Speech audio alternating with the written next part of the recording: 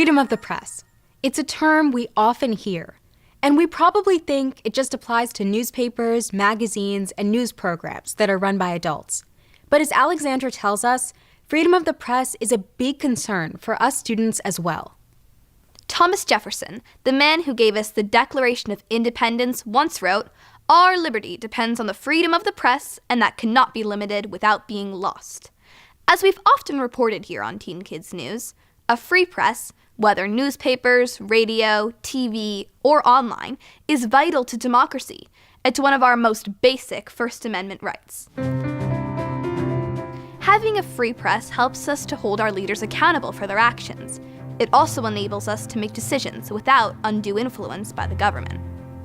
And freedom of the press isn't just for adults who are journalists. More than 60 years ago, the U.S. Supreme Court ruled that students don't shed their constitutional rights to freedom of speech or expression at the schoolhouse gate. It was a landmark ruling. Student journalists were being given the same freedom adults have to report on controversial issues.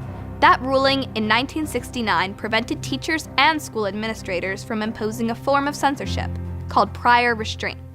That means they couldn't prevent students from speaking out on issues the administration wanted to keep hushed up.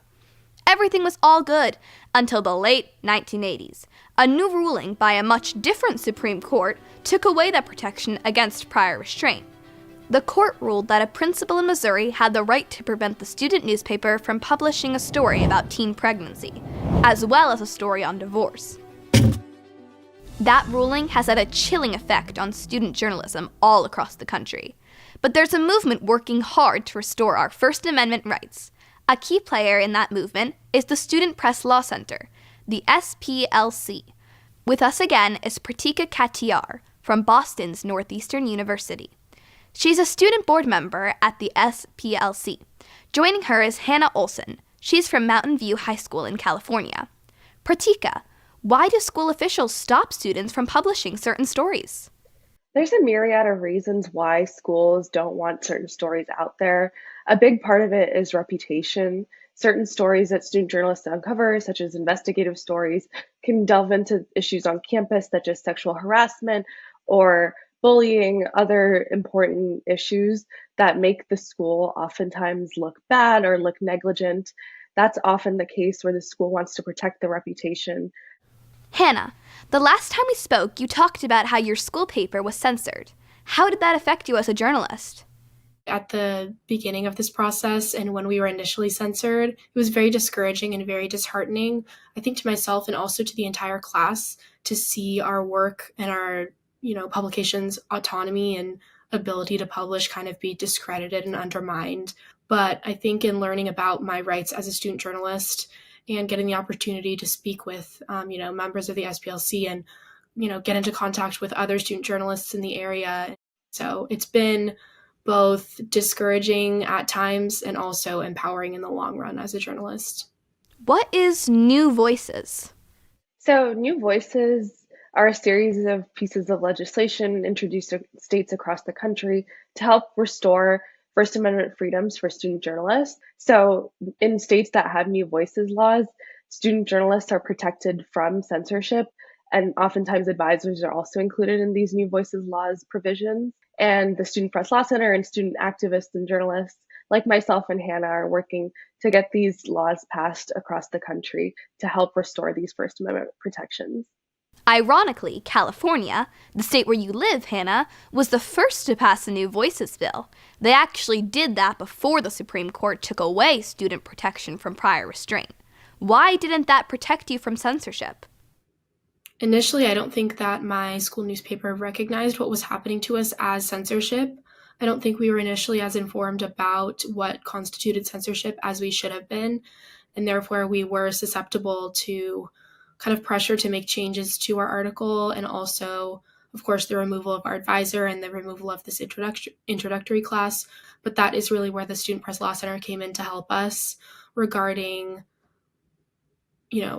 what we could put in our article and whether it was libelous or slanderous or untrue, and none of the things that we were publishing fell into any of those categories. So yeah, I think that had we been more informed about what we could and could not publish according to our California Ed Code, I think that we would have kept certain parts of the article that we otherwise didn't just because we were scared. But at least it does give you a strong case. So far, only 17 states have passed the New Voices legislation. Are more states considering it? Yes, currently there are a couple states that are considering New Voices legislation. It is a really long and slow fight in some states, but we're really hopeful that soon enough these states will recognize the power of student journalists and the need for these protections. Just so everyone's clear on this issue, why is passing a New Voices bill in every state so important? It's so important so that students can publish stories that matter within their communities and not be concerned about how it's going to make their school look. A lot of the stories that end up being censored are ones that reveal information about a school that is potentially hard to read and maybe hard to reckon with, but that's some of the most important information that needs to be out there. Pratika, Hanna mentioned the assistance that her school got from the Student Press Law Center. What is the Law Center, and what are they doing to restore students' First Amendment rights to free speech? The Student Press Law Center is a national organization that provides free legal services to students and their advisors. We also have the New Voices effort. We're the ones that are spearheading this movement. So currently the Student Press Law Center helps assist things like lobby days or postcard writing events so that we can really mobilize students and get them out there to help advocate for New Voices legislation. What can we students do to help? I think stay informed, be aware of the student press freedom issues in your area, and also take a look at your schools and your state's education code laws. Good advice. Thank you. Thank you for having us. Thank you for having us. One of the most famous and most respected journalists ever, Walter Cronkite, put it this way: freedom of the press is not just important to democracy, it is democracy. Especially in this day of attacks on the media, we need to stand up for our First Amendment rights, including freedom of the press. For Teen Kids News, I'm Alexandra.